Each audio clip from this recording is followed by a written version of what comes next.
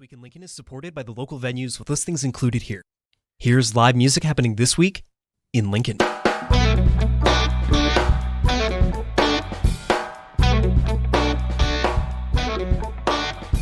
On Saturday, May 24th, Lil Ed and the Blues Imperials return to the Zoo Bar at 5 p.m., followed by Black Ophanum at 9 p.m. On Sunday, May 25th, the Bourbon Theater hosts Cold with September Morning, University Drive, and Rival Within at 6:30 p.m. And Gentlemen Rogues with Jet Set and Eighth Day Broken will be at Duffy's Tavern at 8. And that's live music happening this week in Lincoln.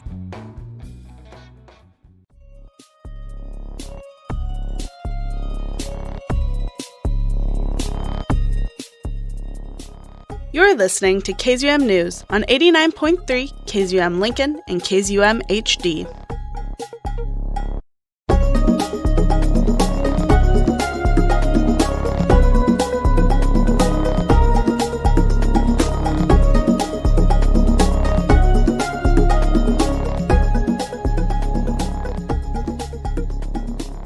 Good afternoon and welcome to today's edition of KZUM News, an hour dedicated to learning more about what is going on in Lincoln and the surrounding areas.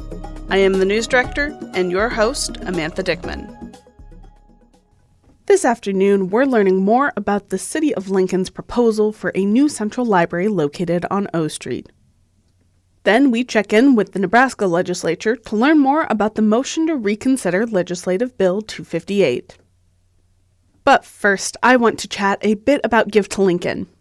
The Lincoln Community Foundation coordinates the Give to Lincoln Day, a time when everyone in Lincoln is asked to support our local nonprofits.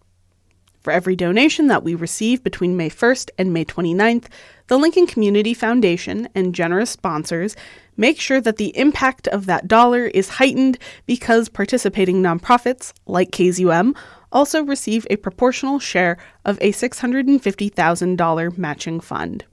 This means your dollar has a little more oomph this month. Some of you might be waiting for Give to Lincoln Day on May 29th to toss a few dollars our way. But for those of you who aren't waiting for the big day, now is as good a time as ever. Any dollar you have to spare helps us pay the various bills and fees that go toward keeping our programmers on the air and playing the music that you love. Whether that's $5, $10, $20, or more, every little bit helps. So, I want to thank everyone who has already donated and encourage anyone listening to help us reach our $55,000 goal this year. You can give us a call this afternoon at 402-474-5086, extension line 1, or you can head to kzum.org to click on the red donate button, which will take you to a secure payment portal. And with that, let's go ahead and get into our story for this morning. On May 15th, Mayor Larry Gaylor Baird and local officials announced a proposal to purchase and repurpose the Southeast Community College Education Square building, located at 1111 O Street, as Lincoln's new central library. Southeast Community College has occupied portions of the building since 1995 and recently announced its intention to sell the property. The plans to acquire and revitalize this space mean that this location would replace Bennett Martin Public Library, which was built in 1962 and is located at 126 South 14th Street, as Lincoln Central Library. The project, according to Mayor Gaylor Baird, is a cost-effective opportunity to meet the community's expectations for a modern, centralized public library. Well, good afternoon, everyone. It is so nice to see you all here, and my heart is very full as we make a really exciting announcement today. With me and speaking are Lincoln City Council Chairperson Sandra Washington, Southeast Community College President Dr. Paul Illich, our Fearless Libraries Director Ryan Weber, and Lincoln City Libraries Board of Trustees President Joe Shaw. Thank you for being here. I also want to thank, from the bottom of my heart, some of the other council members who are here today, my partners in local government. Councilmember Tom Beckius is with us, and also Councilmember Benny Shobe. There he is. We're here at Bennett Martin Public Library, and for over 60 years now, community members of all ages and backgrounds and abilities, interests, and reading levels have walked through those doors. and they've entered to connect with one another, to discover new ideas and foster lifelong learning. In many respects, and for many decades, Bennett Martin Public Library has served our community very well. That said, Bennett Martin Public Library has grown older while Lincoln has grown bigger. And today, this library suffers from some increasing maintenance costs, an outdated and inefficient design, and limited space for meetings, study, programming, and parking. In other words, Bennett Martin represents a library of the past. In contrast, today's modern libraries are far more than books. 21st century libraries power 21st century cities. They catalyze innovation and creativity. They foster community connection, promote lifelong learning, increase digital literacy and technology access. They improve educational outcomes and support economic development and enhance the overall quality of life for our community members. The City of Lincoln has long recognized the public value of a new central library. And that's why 20 years ago, the city first included plans for a new central library in our capital improvement program. That was the beginning of a very long public conversation about how we might build a library for Lincoln's future. Today, so many of us, are gathered here today to present and take in a vision for that library, a vision rooted in decades of community engagement. And this afternoon, I am thrilled to announce a once-in-a-generation opportunity for the City of Lincoln to purchase and rehabilitate the Southeast Community College building at 1111 O Street for use as a modern central library.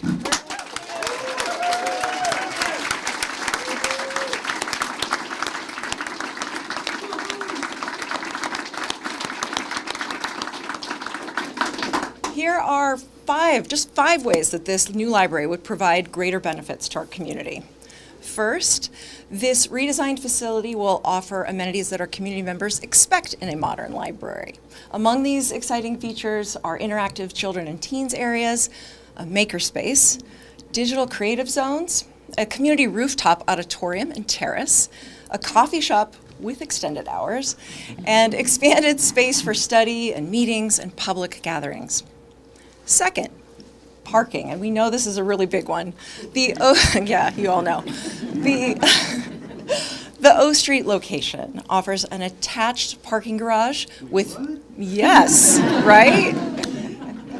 That makes it way more accessible. It means we'll have a more inviting downtown presence for our patrons. And third, repurposing the SCC building into a central library is economical. By adaptively repurposing the existing structure, we reduce the overall project cost estimates by nearly 35%. That's compared to the cost of building a new facility at the former Pershing site. And additionally, the estimated cost if we were to try to rehab this site, which we have calculated, is $57 million, while the cost of repurposing the SCC building is considerably less, $46 million. And the $46 million would be split between $28 million in public funding, and we aspire to raise $18 million in private dollars for the project. Fourth, this project would be funded without the use of general obligation bonds. The city had previously contemplated paying for a new library with a multi-million-dollar GO bond that would raise the property tax rate. And this project does not do that. Fifth, by launching a philanthropic campaign to raise $18 million in private support for the project, we will have a nearly 60-40% split between public and private funds to cover the costs.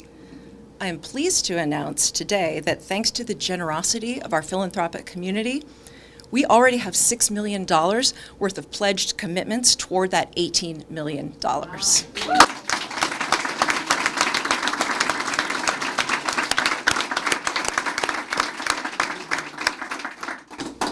This project is our moment to write a bold new chapter for Lincoln as we create a modern library that will enhance our community's quality of life for generations to come. According to city officials, the proposed 80,000 square foot facility would include flexible community spaces, interactive areas for youth, a coffee shop open beyond library hours, digital labs, a makerspace, a rooftop auditorium, a quiet reading room, and future partner spaces. An attached city-owned parking garage with 1,057 spaces and skywalk connections would make the library easily accessible to the public. Mayor Gaylor Baird invited Ryan Weber, the Lincoln City Libraries Director, to talk more about the community amenities that will be available at the newly proposed location. So 22 years ago, the City of Lincoln began planning for a modern central library to replace an aging building that was designed during a time when libraries were places dedicated largely to the housing of books. Today's library, modern libraries, are still centered around books and literacy, yet there's so much more. They're dynamic, engaging centers of activity that bring the community together and reflect the city's commitment to literacy, early childhood development, lifelong learning, and access to information and ideas. The 80,000 square foot Southeast Community College building at 1111 O Street in the heart of downtown Lincoln is an ideal location for a modern public library. Originally designed as a public space for the purpose of a shopping mall and maintained beautifully the past 30 years by SCC, the building is in excellent condition. This location is also highly accessible through multiple methods of transportation. It has outstanding parking, and it's within close proximity to the bike path and the bus route. And it will be transformed into a library that features an open floor plan with great sight lines and a mixture of areas dedicated for activities and programming, collections, and collaborative meeting and study rooms. A state-of-the-art children's area will include a storytime room, creative and sensory activities for hands-on learning, and a diversity of seating and gathering areas for kids, parents, and caregivers. A space dedicated for teens on the first floor. We'll have a makerspace area and digital creation workstations, and their own collections and a variety of seating options and study rooms. Digital literacy is huge, and opportunities and access to technology will be prominent by way of zones that feature workstations necessary for training and classes, job-seeking needs, and access to the abundance of the library's online digital resources. The library's Heritage Room of Nebraska authors and the Poly Music Library and the local history hub will be prominently featured on the second floor in an area situated for easy access and convenient help from library staff. Currently, the library system, including Bennett Martin, experiences heavy demand for its program and study spaces. In the new library, we will have a variety of spaces available for patrons for collaborative meeting, private study, and general community use. Included in the design is a rooftop auditorium that will have capacity for 300 seats for library and community use, and a rooftop terrace and courtyard as well. Hopefully you get the moment to take a look at some of the beautiful drawings out here that reflect all of the different areas within the library. The new library will be designed with flexibility in mind. In order to best plan for future needs and changing technologies, the library's layout will be created with a vision toward making easy changes between program, collection, technology, and meeting areas. This ensures the enduring value of the new space, allowing the new central library, unlike Bennett Martin, to evolve and change with the times. Lincoln's new central library will be a catalyst for innovation and creativity, a hub for community connection, and a place where lifelong learning takes place through programming, experiences, and an introduction to culture, the arts, and ideas. Curiosity and inspiration will be revealed around every corner in a space designed to be beautiful, functional, and long-lasting. With the transition of ownership of the property, the City of Lincoln and Southeast Community College are working closely to ensure the process runs smoothly. Dr. Paul Illich, president of the Southeast Community College, shared more information regarding how the transition is expected to take place. Southeast Community College is very excited and honored. As you heard the mayor say, we have a long-standing partnership with the City of Lincoln in both workforce and community development. SCC has been operating its Education Square location since 1996. as a part of our mission to empower and transform the diverse learners and communities of Southeast Nebraska through lifelong educational opportunities. As the college has continued to pursue its capacity to produce a skilled workforce, SCC has added new facilities and spaces on all of our campuses, including the largest campus on 88 and O Street.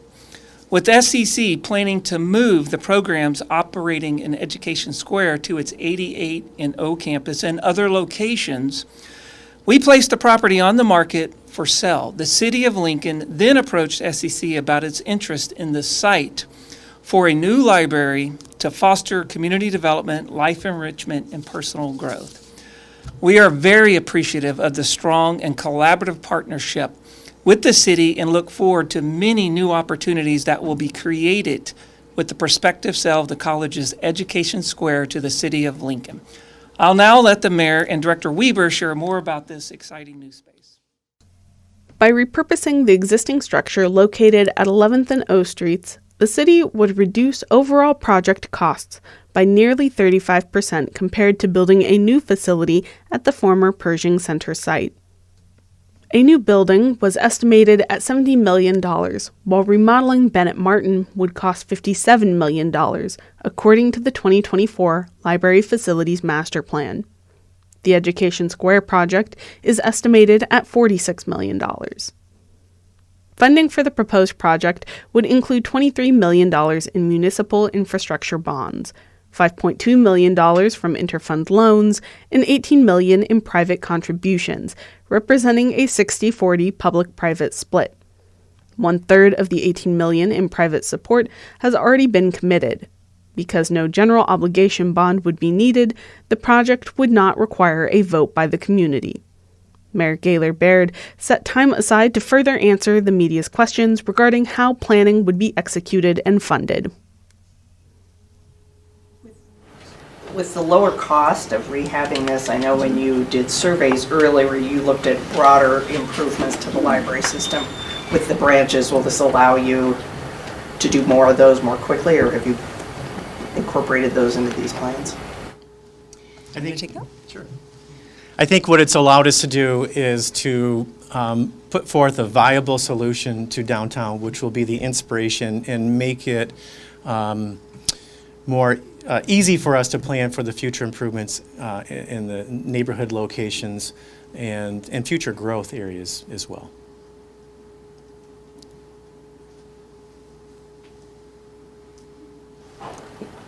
I guess, I know the building would need to be upgraded and whatnot.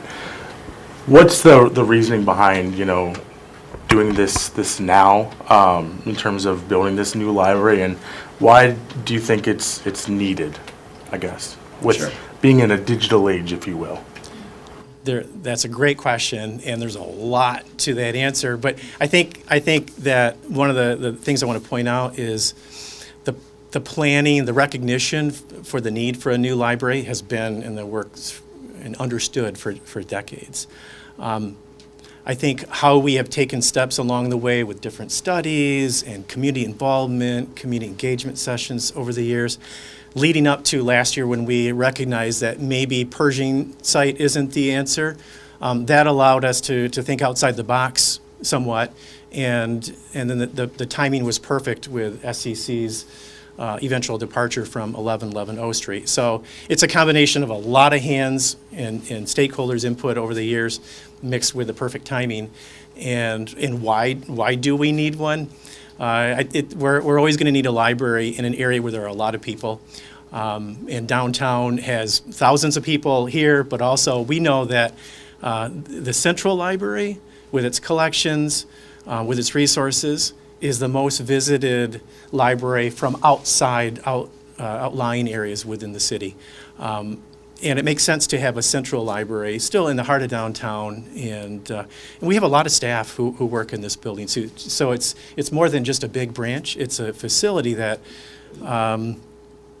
services all of the other branches through processing, delivery, and everything that it takes to run a great library system. Local government, at its best, helps people reach their full human potential. And access to information and learning opportunities is at the very foundation of being able to chart your own destiny. And when people come to our libraries, some check out books to read for fun, others learn a new skill or get help with a resume as they seek employment.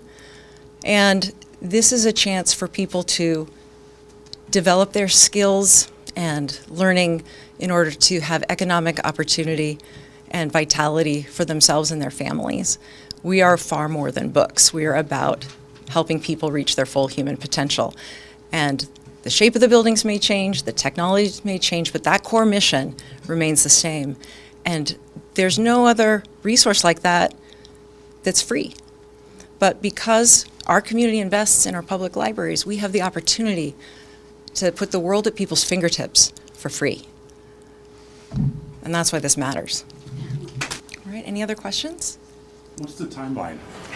Good question. We've got the timeline on a poster here, I think, but you want to take that question? Sure. We will have a series of public forums and community engagement sessions during June and July, and there will be some city council actions later this summer. And then if all goes well and right, we'll begin the design process later this fall into next year, with construction beginning in 2026. And a grand opening, again, if everything goes well, in spring of 2028. So these are not necessarily the designs that it's going to look like? They're conceptual, but they're based on a lot of real data and again, community engagement over the years that have led to how we plan that space, including as far down as the sizes of the collections that you see represented here, the sizes of the meeting spaces. But we expect through community engagement and feedback for the eventual design to be refined and finalized. I have one last question. With the new convention center also being constructed not too far away from this new library site, how do you think the two will kind of coexist and pair well with each other?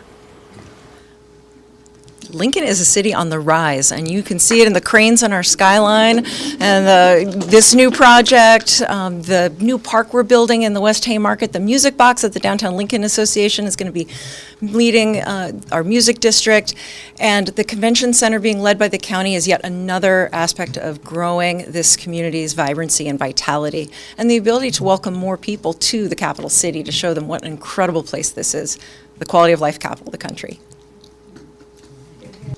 Become of Bennett Martin? Well, one of the aspects I mentioned earlier about the value of our move and the proposed new site is that it opens up more areas of our city for economic development. So the city would not continue to use this as a library, but would put this out for sale, potentially an RFP process, but we are not at that stage yet. But both this site and the site at Pershing would be new development opportunities for downtown and our wider community. All right. Any other questions? Okay. Well, thank you so much for joining us for this announcement. Thank you for caring about libraries. We're so excited to get this one launched, this new proposed central library, and all that it will do to make life better for our people. Thank you.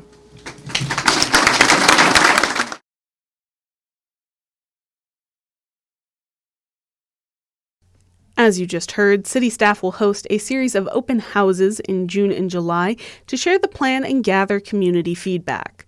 The first open house is scheduled for June 4th at 6:30 p.m. at Bennett Martin Public Library and will include an open house and building tour. The proposal is expected to go before the City Council for consideration in August, with internal demolition planned for fall 2026. For more information on the proposed plans, you can visit lincolnlibraries.org.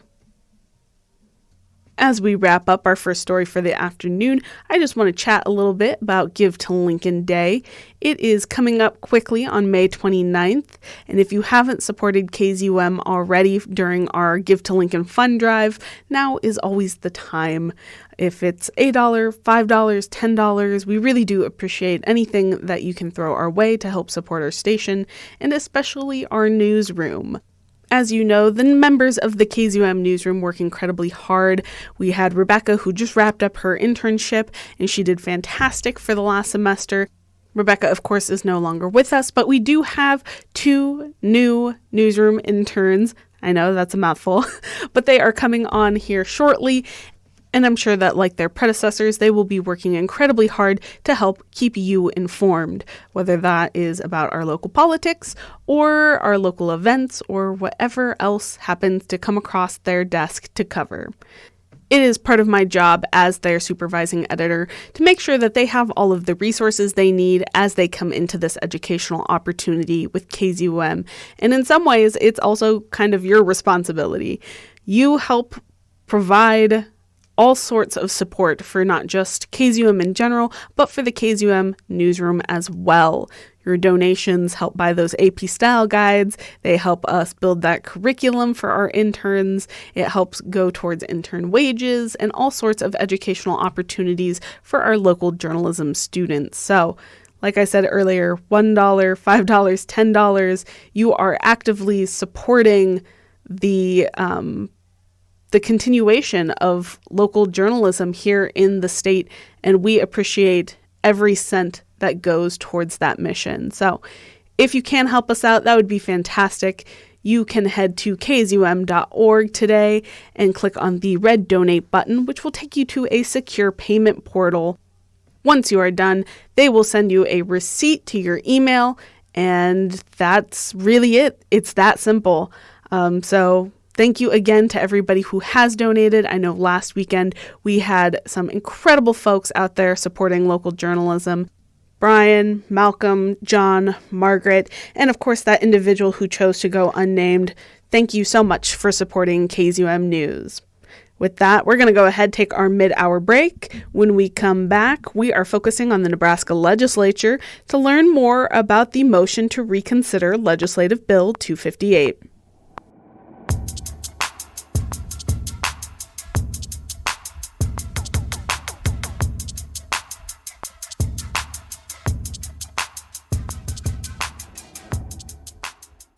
Support for KZUM comes from Lincoln Pharmacy, a local neighborhood pharmacy located at 33rd and A Streets, offering medication therapy management, medical supplies, citywide prescription delivery, vaccinations, and more. Open Monday through Friday from 8:30 a.m. to 6 p.m. and Saturdays from 10 a.m. to 4 p.m. More information at lincoln-rx.com. And from Da Vinci's Casual Italian Dining, now with online ordering. KZUM would like to thank our food sponsor for helping to feed our volunteers during the Give to Lincoln Fund Drive. Da Vinci's has 5 Lincoln locations that provide carryout, dine-in, and delivery options for pizzas, hoagies, and pastas. Hours of operation, locations, and more information are available online at davincis.com or by calling 402-475-1111. And by No Coast Roller Derby, a skater-owned and operated nonprofit organization since 2005.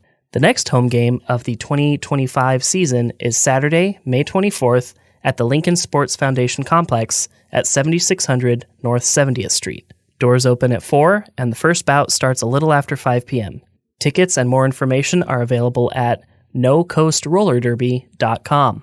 Your Malone Community Center continues to be a cornerstone of cultural, educational, and social programming. The center is home to an out-of-school program. The lead agency for 2 community learning centers hosts a weekly food distribution service along with other programs. For more information on the Malone Community Center, please contact our office at 402-474-1110 or go to our website www.malonecenter.org. Celebrating the heritage of service since 1955, Your Malone Community Center.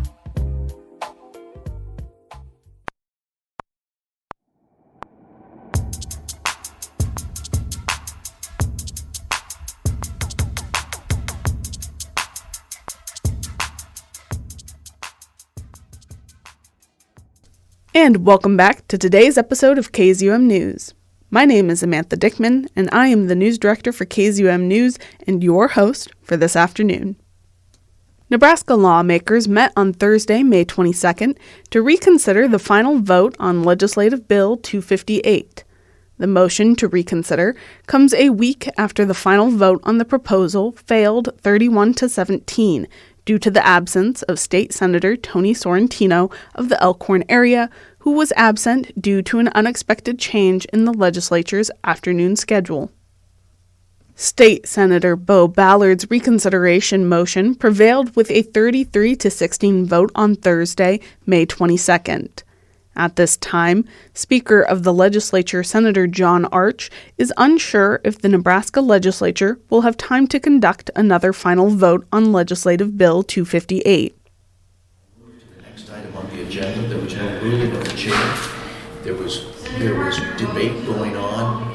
The clerk, others were bringing up the rule book. Is this in order? Isn't this in order? I simply moved to the next item on the agenda. Had it been clear at that point, because obviously we take up reconsideration motions immediately. Had it been clear at that point, we would have taken up the reconsideration motion. So I felt in fairness to the proponents of the bill and to those who asked that question about is it in order, I felt it fair to reschedule or to schedule the reconsideration motion. So could this come up for a final vote again as early as January? It can. It depends again on my scheduling, but it will be on final reading on the worksheet. Did Senator Raybould know after that vote that that you weren't gonna move on to? I communicated my intention that I did not intend to schedule this on final reading this year. Go ahead. I was just going to clarify. Is the deadline for general file bills Tuesday? There's no hard. I would ask. Lori's here. The question was: Is there a deadline for general file bills? After that, there's no way it can go through this session, at least.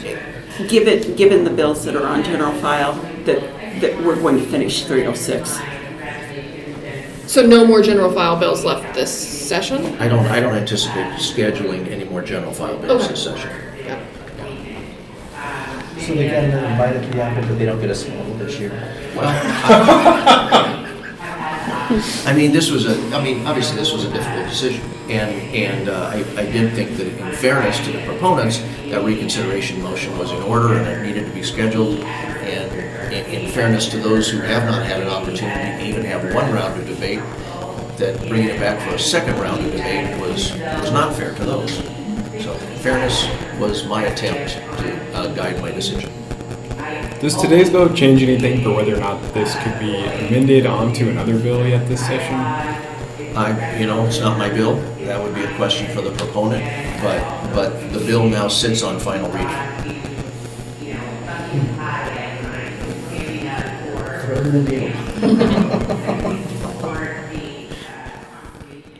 Okay.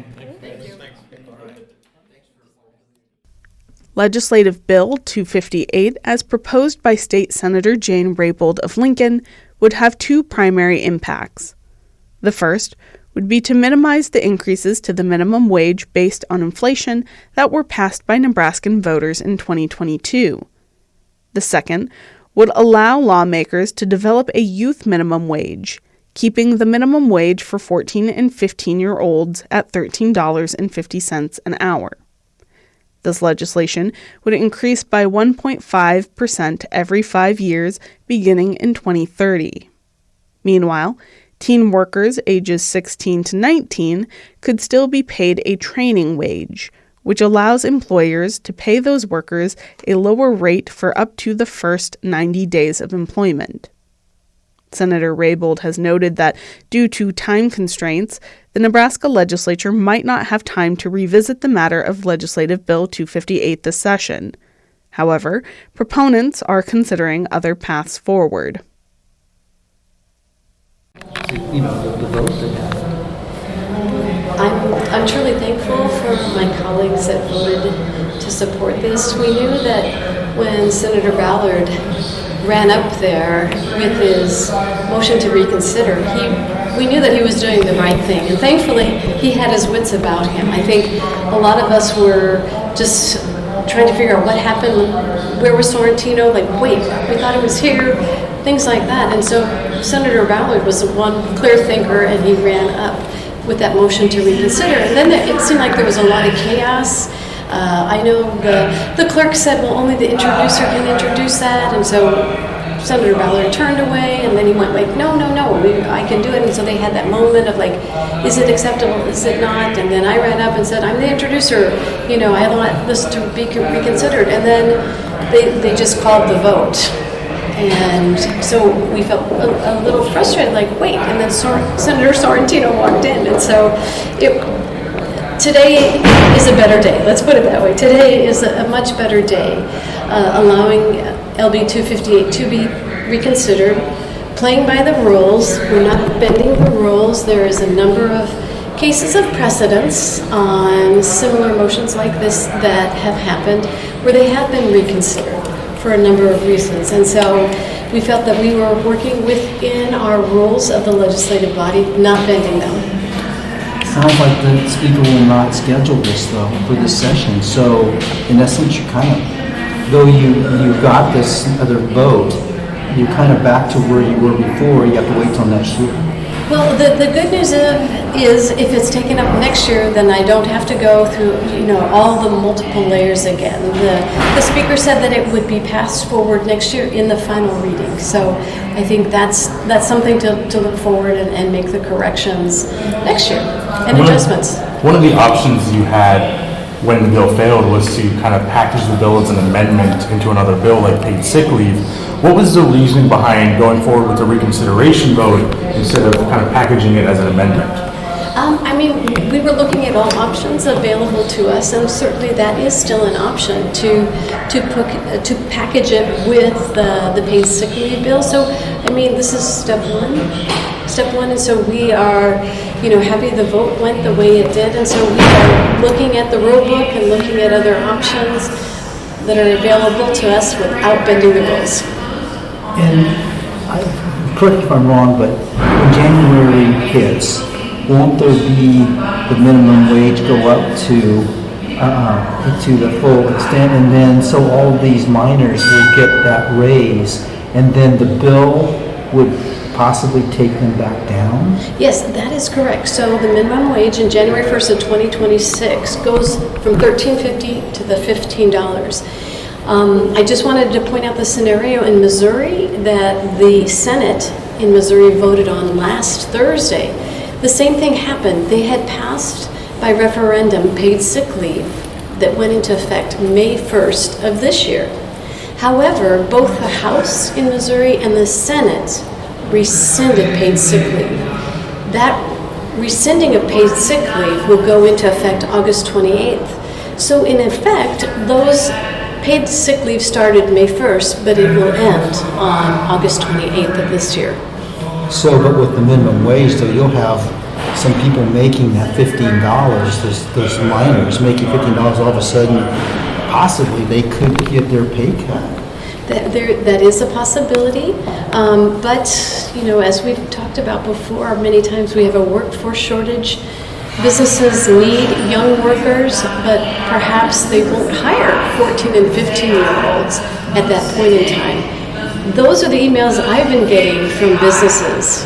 We appreciate your coming up with that youth wage for 14 and 15-year-olds at $13.50 an hour, not $15. That would be the incentive to hire 14 and 15-year-olds.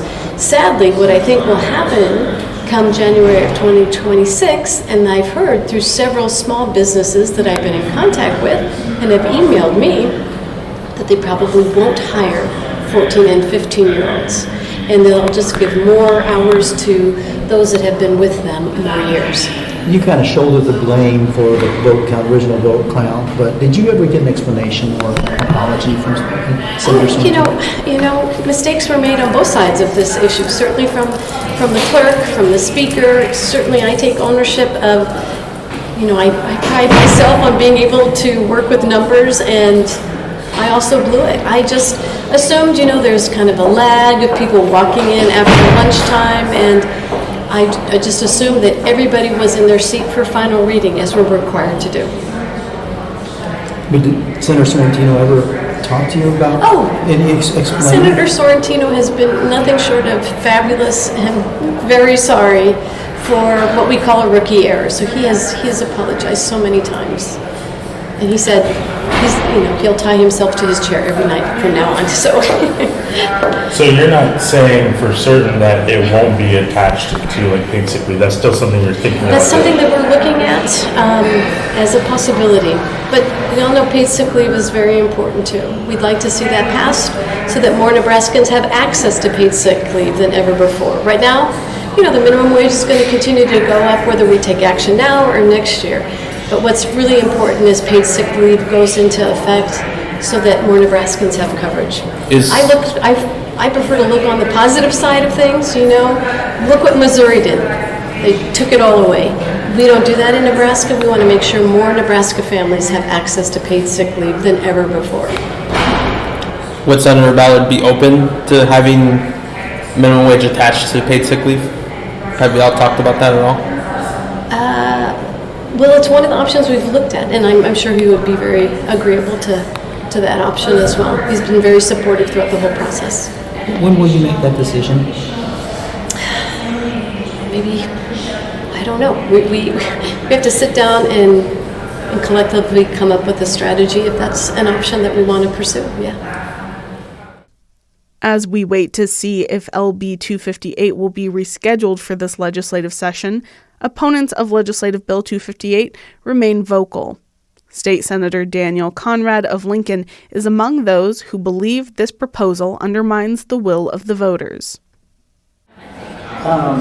Explain what happened. And it sounds like, there was not a huge fight on this. Explain what happened. Sure.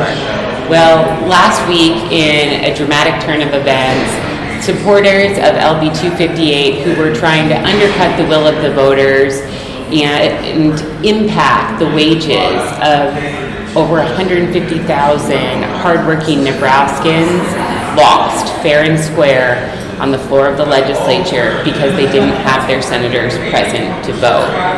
So fast forward to today. Supporters of LB 258 dusted off some precedent that they felt gave them another bite at the apple. I disagree with the body's decision to utilize the precedent in that regard.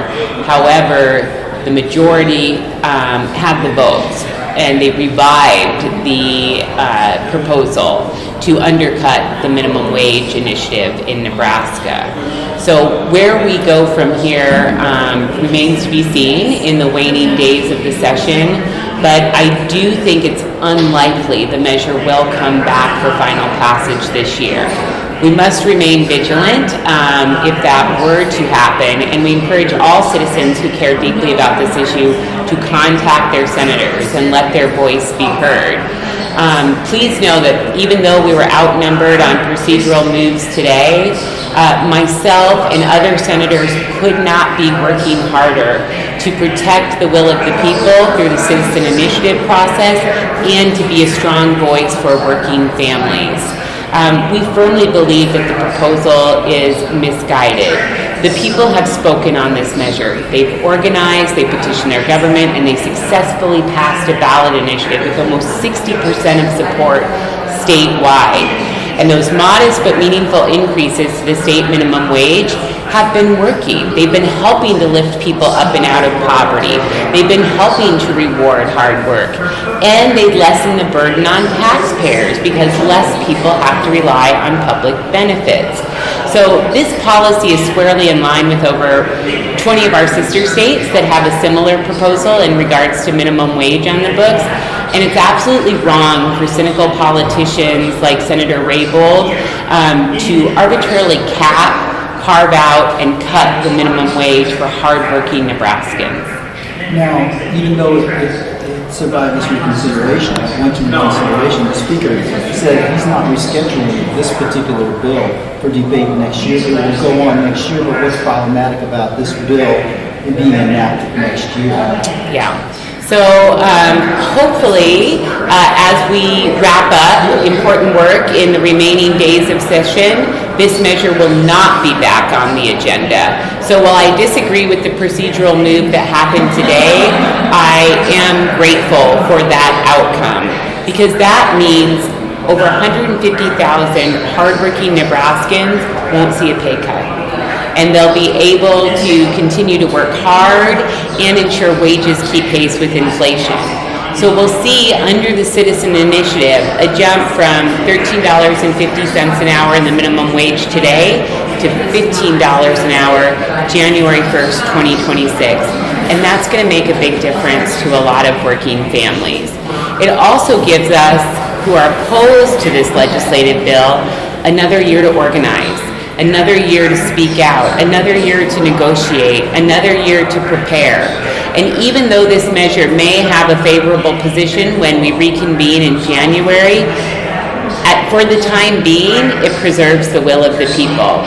And when we're outnumbered in the legislature, those of us who are fighting for working families against cynical politicians who want to pad their own pockets and undercut working families and the will of the people, sometimes buying a little extra time is the best that we can do under challenging political circumstances. Hard work, smart work allowed us to do just that. So I think this is probably one of those moments in politics where everybody's a little bit happy, everybody's a little bit mad, but the good news is the status quo is that working families won't see carve-outs and caps to minimum wage, hopefully for the next year. So part of with it being reconsidered next year is, you mentioned it goes up to $15 an hour. If it were to be passed after, it's brought back up next year, then those, minors, 14, 15-year-olds would be dropped back down to $13.50. Do you think that fact would maybe sway some people to vote against it because of that retroactive pay cut? Yeah, I think that supporters of this measure are really going to have to contend with those realities because the law is going to work as voters intended over the coming months. So we will see modest but meaningful increases in the state minimum wage and the existing youth wage and training wages. So we'll see wages rise on January 1st, 2026. So that will affect the mechanics of the legislation that will carry over and will be in a favorable position next year. It remains to be seen whether or not Senator Raybould and her supporters will make changes to those changed circumstances and whether or not they'll have the votes to effectuate that. But make one thing certain, is that there is a group of us in the legislature fighting as hard as we can every day to support the will of the people and to support working families. And now is the time to come together over the next many months, along with Nebraskans of goodwill all across the state, to say, have respect for the will of the voters. Voters are smart. They know what they were voting for. They voted resoundingly to give their neighbors a modest but meaningful wage, because nobody who works full-time should be regulated to poverty. And we know that Nebraska still has a significant issue with people working full-time and living in poverty. And when people are working full-time without benefits, that puts a lot of pressure on other taxpayers and the state budget when employers aren't doing their part. Because then we're picking up the tab for child care and food assistance and medical assistance. So the least that we can do is make sure we have fair pay for fair work, and that's a win-win for everybody. Those increased wages aren't out buying yachts or luxury vacations. They're buying groceries right in the town where those workers work. They're buying their kids shoes right in the small businesses that they support in their local neighborhood. So we know from over 80 years of research that the net win on minimum wage is that it lifts all boats. Shifting gears, you talked about the budget. You want to talk about the overrides, the vetoes. Yeah, have they filed officially, or has appropriations said what they're going to take a stab at or not? No, we were waiting for Clement. Came out pretty dramatic fashion last night, about 11 o'clock at night or so, it seems. So late last night we got the letter and the communication from the governor's office that he utilized his veto pen to carve up a few aspects of the state budget, and otherwise did go ahead and sign the majority of the state budget, which I disagreed with in terms of its deep cuts to higher education and critical human services. Nevertheless, the legislature is going to have to decide whether or not we seek to override those line item vetoes, impacting such things as important tourism projects in Lake McConaughey, impacting such things as public health aid that is critically important as we're seeing deep federal cuts, to lifting up suicide awareness and other public health initiatives all across the state. And there have been some cuts to problem-solving courts and veterans courts as well. So we know that problem-solving courts work. They save the taxpayer dollars and they have better outcomes for individuals and for public safety. So I'm hopeful the legislature will stand by the budget and will override the governor's misguided vetoes on those critical programs. Was this payback for LB 170? I'm not sure. It was very interesting in the governor's communication to the legislature that he acknowledged that his signature issue of raising taxes to provide tax breaks to large wealthy landowners was not successful, now for the third time in about a year. So it was very interesting that the governor lifted that up. Governor Pillen has been very, very clear that he is focused on increasing taxes on everyday Nebraskans to benefit the largest, wealthiest landowners. And time and time and time again, now for the third time, a bipartisan group of senators has come together and said, no, Governor Pillen, we meant it when we said it. No new taxes. Hey, Governor Pillen, we meant it when we said it. No increasing taxes and shifting taxes on the backs of the working poor to benefit the most wealthy. So that was a very interesting component in the governor's veto letter. One of the, going back to the minimum wage bill, one of the aspects possibly be done is kind of packaging it as an amendment to paid sick leave is something that they're talking about. Can we anticipate that happens? And if so, what's the plan for trying to make sure that doesn't happen? Well, it is very interesting. That is part of the rumor mill and the buzz in the Capitol today that proponents of undercutting the will of the people and the minimum wage, like Senator Raybould, will literally stop at nothing to do so. So they are looking at additional procedural moves like jumping on a similar measure that both undercuts the will of the people and modest but meaningful earned paid sick leave benefits that over 60% of Nebraskans voted to extend to workers in Nebraska, and that are in alignment with how other states handle earned sick leave. So I don't think that most likely will be a viable path for proponents of those measures to move forward on, just due to the fact that that measure is very late in the stages of debate. It's currently really loaded up with motions and amendment that would make it very difficult for them to find a pathway there. And I think it would also just send such a very disappointing message to Nebraska voters that their Nebraska legislature will stop at nothing to figure out how to send a package to the governor's desk that punches down on both the will of the voters and the working poor. And I think that would just be really disappointing.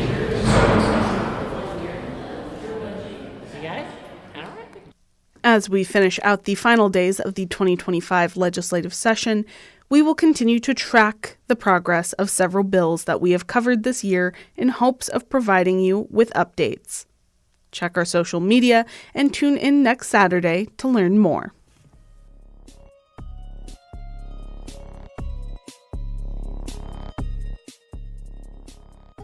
We are fast approaching the end of the hour, so here are your reminders for today.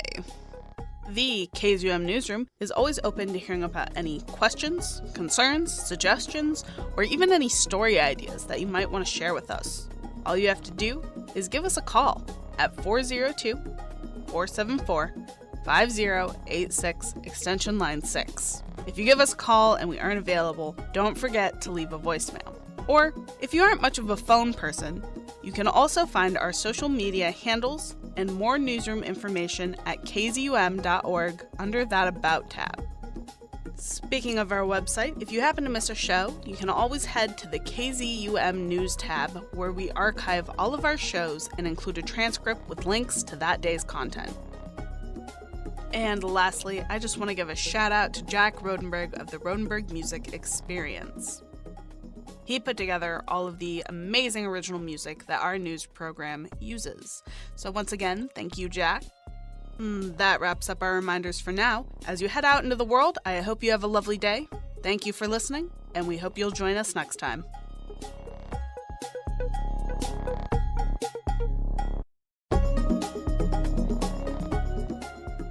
You just finished listening to KZUM News, an original production of KZUM Radio that airs every Saturday at 11 a.m. Coming up next is Beta Radio, so stay tuned.